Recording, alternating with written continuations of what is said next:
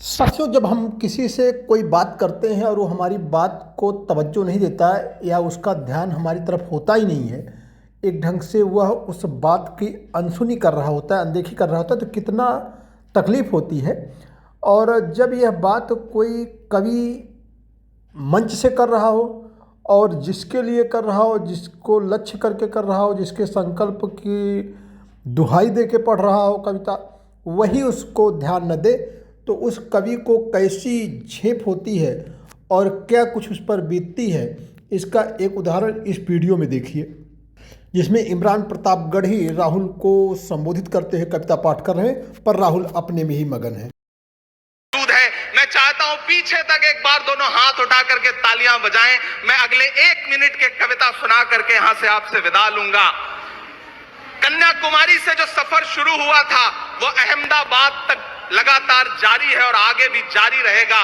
और कल ही राहुल जी परसों बिहार से लौटे हैं, तब ये कविता मैं सुनाता हूं कि उदास मौसम बदल रहा है, उदास मौसम बदल रहा है, धुएं का पर्वत पिघल रहा है, दिलों में लावा उबल रहा है। सुबह सुबह जब हुजूम लेकर सफर पे निकले तो यूं लगे है कि जैसे सूरज निकल रहा है। वो चल रहा है, वो चल रहा है। वो कह रहा है कि नफरतों से जो दिल है टूटे मैं जोड़ दूंगा। एक नारा नफरत छोड़ो भारत जोड़ो, एक नारा नफरत के बाजार में मोहब्बत की दुकान खोल ली है। वो कह रहा है कि नफरतों से जो दिल है टूटे मैं जोड़ दूंगा। वो कह रहा है हर एक दरिया हर एक तूफान को मोड़ दूंगा। सुनो सितमगर, न समझो डर कर मैं अपने लोगों को छोड़ दूंगा। सितम की गर्दन मरोड़ दूंगा।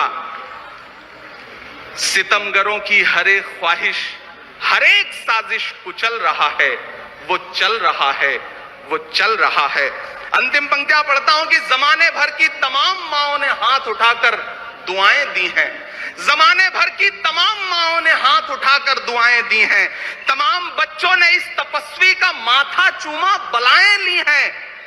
जो नफरतों का जहर भरा है, ये बन के शंकर निगल रहा है। वो चल रहा है, वो चल रहा है। मोहब्बतों की किताब लेकर लबों पे अपने गुलाब लेकर, मोहब्बतों की किताब लेकर लबों पे अपने गुलाब लेकर, सुनहरे रंगों का ख्वाब लेकर वो आया है इंकलाब लेकर। बलाएं रास्ता बदल रही हैं, फजाएं खुशबू में ढल रही हैं। ये नफरतों का निजाम बदले, हिकारतों का कलाम बदले। अगर ये रहबर नहीं बदलते तो अपना लहजा अवाम बदले। अंधेरे बेचैन दिख रहे हैं, कोई जो है इस अंधेरी शब में मशाल की तरह जल रहा है। वो चल रहा है, वो चल रहा है, वो चल रहा है। बहुत बहुत आप सबको धन्यवाद दूंगा। साथियों, आपने जिस जिंदा दिली से सुना उसके लिए आपका बहुत आभार। न हम सफर न किसी हमनशी से निकलेगा, हमारे पांव का कांटा हम ही से निकलेगा। वतन की रेत मुझे एड़ियां रगड़ने दे, मुझे यकीन है पानी यहीं से निकलेगा।